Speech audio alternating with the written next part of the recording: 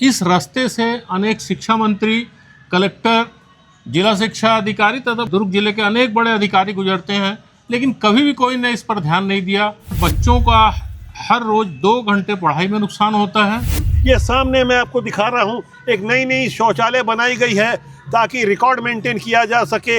हर साल लाखों रुपए का यहाँ से बंदरबाट होता है। हमारा जो शिक्षा विभाग है वो अपनी खामियों को छुपाने के लिए एक यहाँ पर टॉयलेट बना करके एक खाना पूर्ति किया। हमारे राष्ट्र का जो पैसा है बच्चों के हित में लगना था, वो पैसा बच्चों के हित में न लगकर अफसरशाही में खर्च हो जा रहा है। इसका ना जो भी खर्चा आ रहा है वो किसके जेब में जा रहा है ये बड़ा कठिन है, लेकिन इसमें प्राचार्य की भूमिका बहुत संदिग्ध है। छत्तीसगढ़ के ऐसे सैकड़ों हजारों बिल्डिंग है जहाँ मेंटेनेंस के नाम पे पैसा तो पास हो रहा होगा, लेकिन उन 52 लाख बच्चों के हक की बात है, उन 1,78,000 शिक्षकों की बात है, उन शाला परिवार की बात है जिनके लिए करीब 23,000 करोड़ का एक बड़ा बजट खर्च होता है। नमस्कार, राष्ट्रबोध से मैं पवन केसवानी। आज मैं आपको एक ऐसा नज़ारा दिखाऊंगा जिसे जानने समझने के बाद आप बहुत हैरान हो जाएंगे कि कैसे छत्तीसगढ़ के दुर्ग के बोरसी का एक शासकीय उच्चतर माध्यमिक विद्यालय, जो अब से करीब 13 साल पहले 2013 में इसका निर्माण हुआ था, उस जमाने में 54 लाख का ये स्कूल बना था और आज की तारीख तक यहाँ पर क्लास नहीं लगती है, लेकिन हर साल इसके मेंटेनेंस का पैसा खर्चा होता है। इसके पीछे आप जो देख रहे होंगे यहाँ एक शौचालय नजर आ रहा होगा। पीपा पोती के लिए बगल में एक छोटा सा और एक नया शौचालय बनाया गया है। ये तो एक बाहर की वानगी भर है, अंदर का कुछ और नज़ारा दिखाऊंगा। और मेरे साथ ग्राउंड जीरो पर है पुराने प्रधान पाठक और विसिल ब्लोअर, स्कूल शिक्षा विभाग की पोल खोलने वाले रुद्रनारायण सिन्हा सर। रुद्रनारायण सिन्हा सर, आपका स्वागत है। नमस्कार। आइए चले देखें नज़ारा, एक एक मैं आपको अंदर दिखाता हूँ। ये स्कूल है शासकीय उच्चतर माध्यमिक शाला बोरसी दुर्ग। इसके कमरे आप देख सकते हैं, 1 2 3 4 5 6 7 8, लगभग 8 कमरे हैं। और ये 54 लाख की लागत से 13 साल पहले बना था। और अब तक यहाँ सर आप मुझे बताएंगे कि इसमें कितना खर्चा हो चुका होगा? इसमें हर साल सर लाख रुपए करीब करीब इसका मेंटेनेंस का आता है। हमारे पास कुछ दस्तावेज हैं, मैं आपसे वो भी साझा करूँगा। फिलहाल हम देखते हैं, ये स्कूल है, हर साल जिसका मेंटेनेंस होता है। मेंटेनेंस के नाम से पैसा आता है सर। ये अंदर कुछ गाय के गोबर वगैरह पड़े हुए हैं और ये ब्लैक बोर्ड आपको नज़र आ रहा होगा। और यहाँ उगी हुई बरामदे में कुछ झाड़ियाँ आपको नज़र आ रही होगी। ये स्कूल है और स्कूल शिक्षा विभाग की ओर से करीब 23,000 करोड़ रुपए का बजट होता है और 52 लाख बच्चे अलग अलग सरकारी स्कूलों में पढ़ते हैं। अंदर आप देख सकते होंगे, आपको गौ माता के दर्शन हो जाएंगे। यहाँ गायों का बसेरा है और इस तरह से। सर मुझे आप थोड़ा खुल के बताइए। सर ये करीब करीब 3 एकड़ ज़मीन में ये पूरा इसका परिक्षेत्र है और ये स्कूल बना हुआ था 2013 से। स्कूल शिक्षा विभाग ने इसको हैंडओवर भी कर लिया, लेकिन कभी भी यहाँ क्लास नहीं लगाया। और इसके बदले में यहाँ से 1 किलोमीटर आगे एक परिक्षेत्र है जो पूर्व माध्यमिक शाला था बोरसी का, वहाँ ये शाला लगाई जाती है और बच्चों का हर रोज 2 घंटे पढ़ाई में नुकसान होता है। इस रास्ते से अनेक शिक्षा मंत्री, कलेक्टर, जिला शिक्षा अधिकारी तथा दुर्ग जिले के अनेक बड़े अधिकारी गुजरते हैं, लेकिन कभी भी कोई ने इस पर ध्यान नहीं दिया।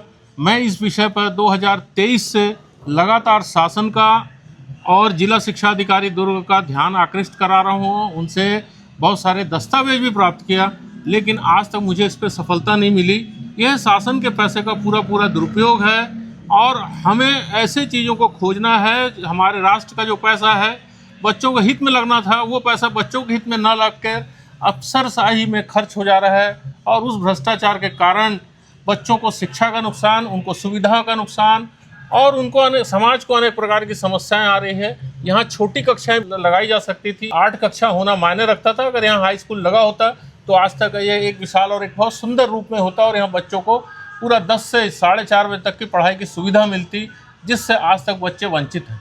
चारों तरफ यहाँ स्लोगन कुछ लिखे हुए हैं, झाड़ों को लेके लिखे हुए हैं, जब करोगे वृक्ष की रक्षा तब बनेगा जीवन अच्छा।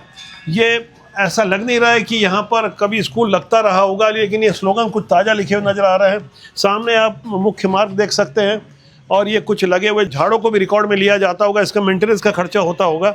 और जैसा कि आप मुझे बहुत हैरान करने वाली जानकारी दे रहे थे कि वाकई अधिकारी और बड़े बड़े नेता यहाँ से गुजरते होंगे, और बाकायदा लिखा भी हुआ है शासकीय उच्चतर माध्यमिक शाला।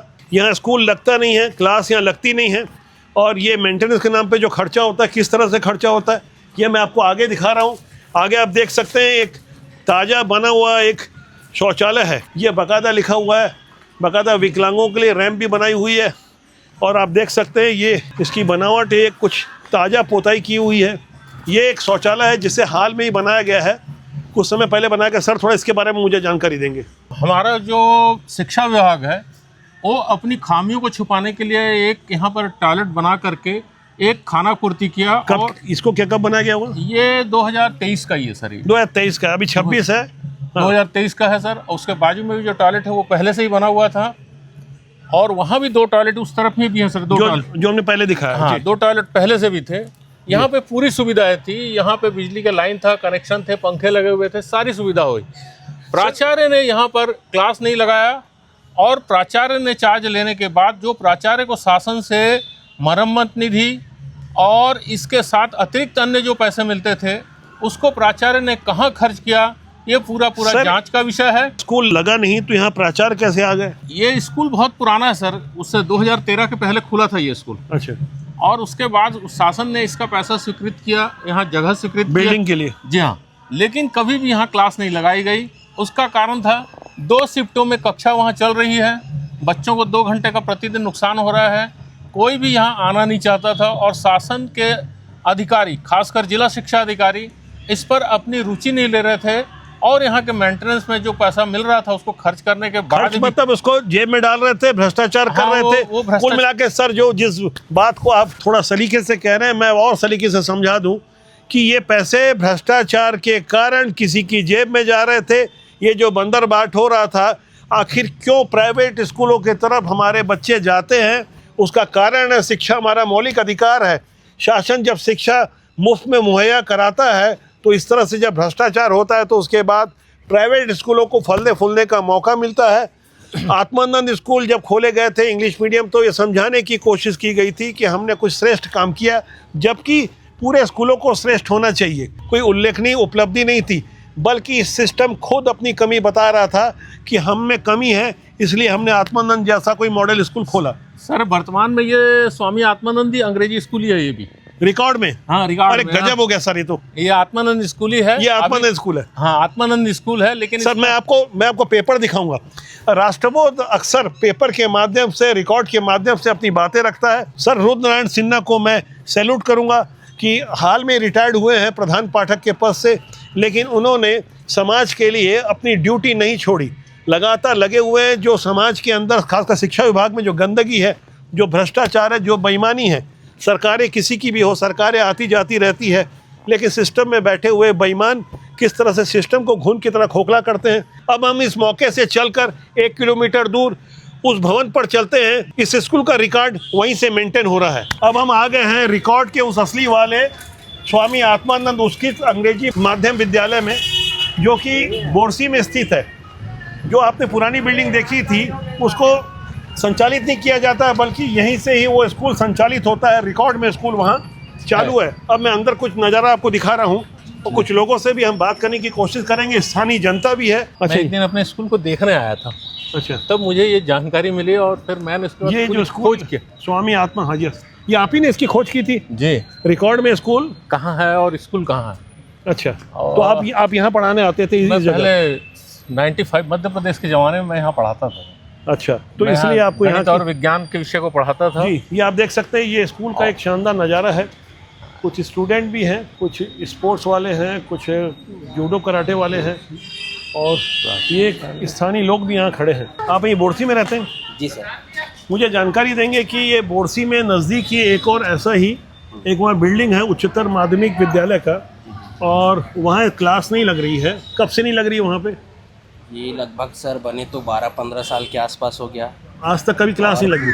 आज तक एक क्लास नहीं लगी है। और उसको रिकॉर्ड में यहाँ दिखाया जाता है, ये हाँ, जानकारी दिखाया आपको? जाता है। जी जी। तो इस बारे में आपका क्या कहना है कि इसमें जो वहाँ का मेंटेनेंस का पैसा भी जारी होता है? मेंटेनेंस का जारी होता है सर। एक बाथरूम बना हुआ है 10 लाख का, पिछले 2 साल पहले ही। 2 साल पहले बनाया, जो 2023 में बनाया आप शायद। बताइए, उस बाथरूम 10 लाख रुपए वो को पूरा कहीं और भ्रष्टाचार उपयोग हुआ जा सकता ये जो खुला भ्रष्टाचार होता है, हमने आपको ऑन कैमरा दिखाया, पुरानी बिल्डिंग भी दिखाई और नई बिल्डिंग भी दिखाई, और सर यहाँ खुद पढ़ाते थे, ये भी इस बात के गवाह हैं। दिन के उजाले से थोड़ा अंधेरा जरूर हो गया। अब हम यहाँ के एक और स्थानीय नागरिक है जो कि शाला विकास समिति के सदस्य भी हैं, अपना नाम बताएंगे और बताएंगे कि जो मेंटेनेंस का पैसा यहाँ के नज़दीक के दूसरे बोर्सी के बिल्डिंग में हो रहा है और यहाँ स्कूल संचालित हो रहा है, इस बारे में आपका क्या कहना? मेरा नाम श्रीमती ललेश्वरी साहू है और सर मैं यहीं की स्टूडेंट रही हूँ।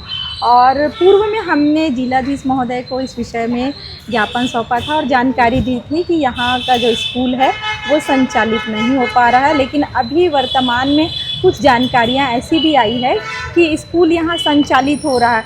और ये लेकिन स्कूल यहाँ संचालित हो रहा है जी। और रिकॉर्ड जो वहाँ का है वो भी यहाँ दिखाया जा रहा है। लोगों ने भी स्वीकार किया, शाला विकास समिति से लेकर स्थानीय नागरिक और पुराने प्रधान पाठक ने भी इस सच्चाई को स्वीकार किया कि ज़मीनी हकीकत क्या है और रिकॉर्ड में क्या है। ये तो एक उदाहरण मात्र है।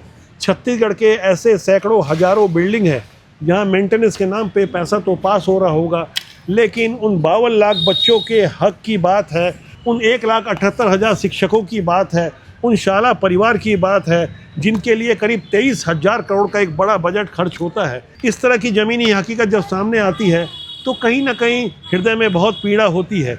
जब तक इस तरह की विसंगतियां नहीं मिटाई जाएगी तो आने वाले कल के लिए, भारत के नवनिर्माण के लिए हम कैसे बेहतर कर पाएंगे। सिस्टम में बैठे हुए लोग यदि इस तस्वीर को देख रहे हों तो कुछ एक्शन लें। हम उम्मीद करते हैं शिक्षा मंत्री गजेंद्र यादव जी से, जो दुर्ग से ही निर्वाचित हुए हैं, हालांकि वो नए नए निर्वाचित हुए हैं, उनसे काफ़ी उम्मीदें हैं, युवा हैं।